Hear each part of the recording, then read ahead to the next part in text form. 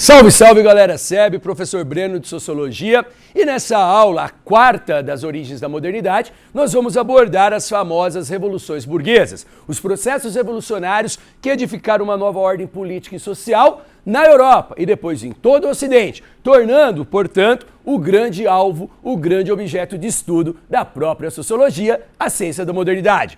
Vem comigo para nós abordarmos essas revoluções burguesas. De imediato, quando a gente pensa em uma revolução, é um processo histórico que propõe mudanças estruturais, quer se opor ao status quo, ao estado de coisas vigentes, e propõe algo novo, tem um projeto novo de sociedade. Pois, se é um movimento que contesta a ordem, mas não propõe algo novo, e contesta a ordem só em algumas partes, pode ser uma reforma.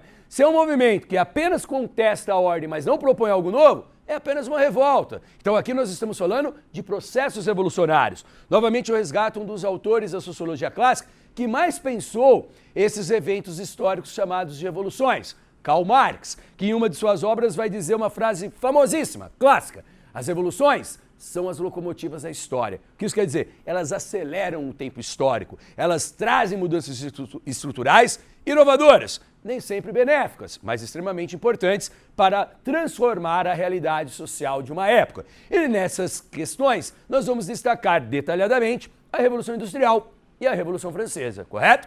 No caso da Revolução Industrial, nós temos grandes fatos marcados e relacionados a esse processo histórico que começa lá na Grã-Bretanha, precisamente na Inglaterra, mas que vai se expandir a partir do século XIX por toda a Europa, todo o Ocidente e todo o mundo posteriormente, certo? Um dado importante, aqui eu estou falando da primeira Revolução Industrial do ponto de vista histórico. Nós estamos vivenciando a quarta Revolução Industrial. Então a primeira fica restrita à Inglaterra, meados do século XVIII até meados do século XIX. A segunda Revolução Industrial, meados do século XVIII até metade do século XX, ou melhor, meados do século XIX até metade do século XX, onde nós temos novidades, como o uso do petróleo, os conglomerados industriais, a época do imperialismo. A terceira Revolução Industrial é pós-Segunda Guerra Mundial até o final do século XX, onde você tem o desenvolvimento da informática, da biotecnologia, da microeletrônica. E dos anos 2000 em diante, século XXI, para muitos autores estamos na quarta Revolução Industrial, marcada pela internet das coisas,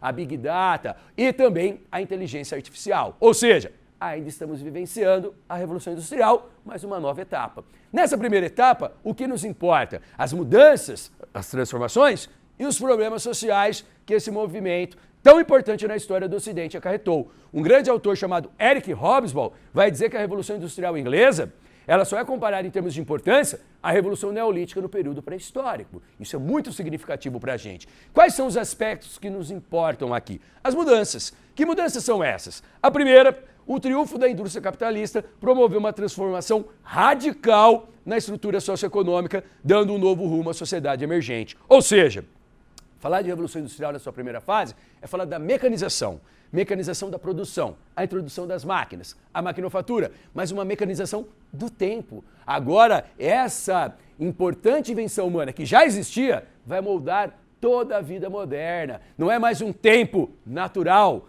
calcado nos fenômenos da natureza. Agora é um tempo mecânico, artificial, um tempo humano da produção do mundo moderno. Isso é extremamente importante. Essas transformações acarretam essas transformações, essas mudanças em toda a sociedade. Nós vamos ter uma intensificação da vida urbana, o êxodo rural será maior e as pessoas vão se concentrar nas cidades, correto? Além disso, nós teremos um ponto muito importante. Essa concentração na vida urbana, essa concentração no locus urbano, trouxeram novas relações sociais, mais rápidas, mais aceleradas, mais violentas, porque você tem a emergência do que a gente chama na sociologia de sociedade de massas. Grupos sociais oriundos das mais diversas origens passam a viver na mesma realidade, no mesmo ambiente, nas mesmas cidades. E esses grupos, em sua grande maioria, vão viver em situações extremamente precárias. Porque uma novidade desse mundo industrial moderno e urbano é a emergência de uma nova classe social,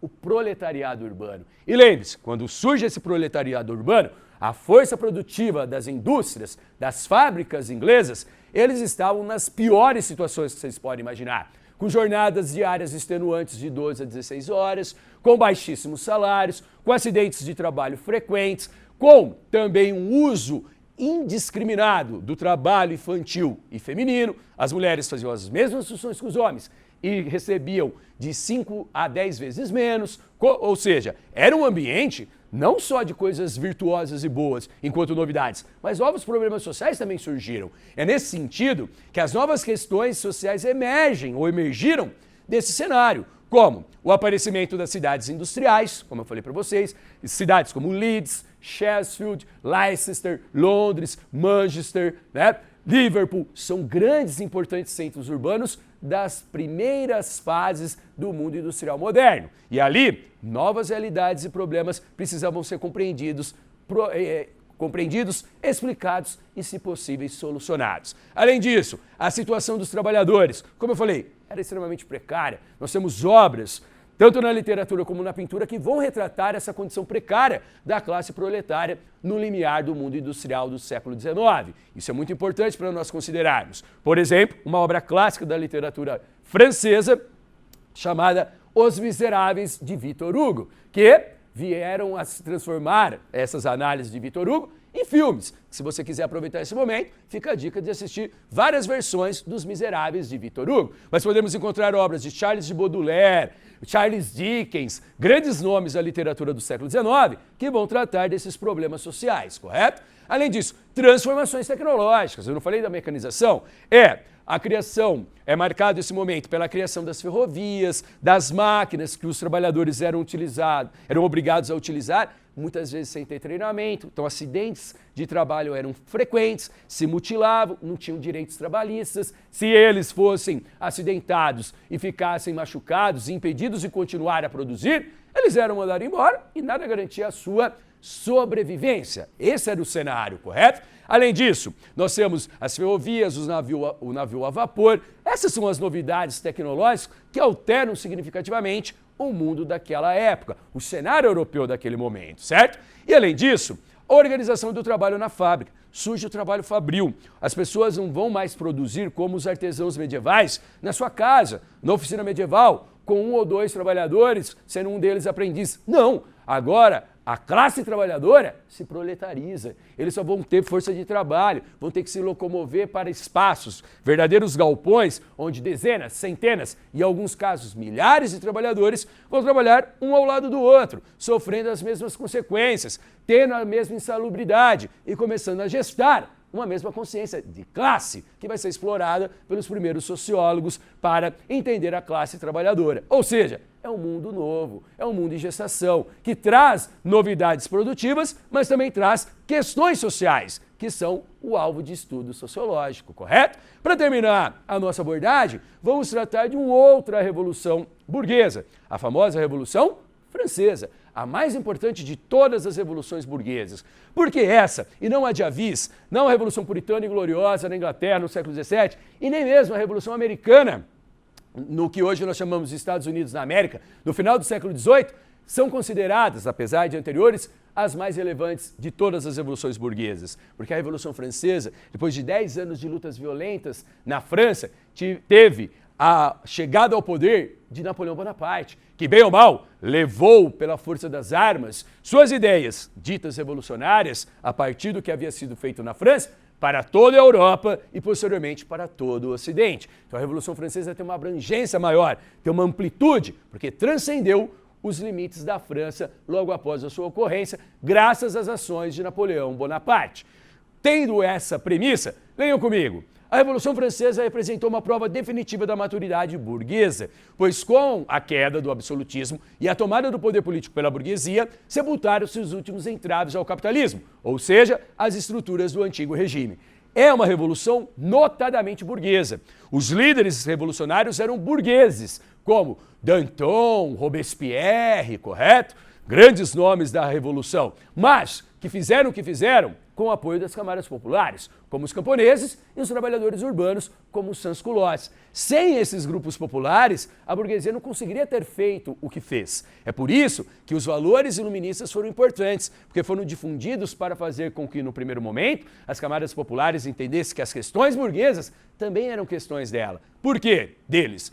Uma vez que na sociedade aristocrática do antigo regime, primeiro estado era a nobreza, ou melhor, o clero, segundo estado a nobreza, terceiro estado o povo. camponeses, sans-culottes e a burguesia. E a burguesia contagiou as camadas populares para lutar contra a nobreza, o clero e as estruturas do Estado absolutista. A burguesia queria acabar com os privilégios? Não. Queria participar desses privilégios, mas sozinha não conseguia ter feito o que fez. É nesse ponto que eu quero destacar que, uma vez conquistado o poder político, o que os líderes burgueses fizeram?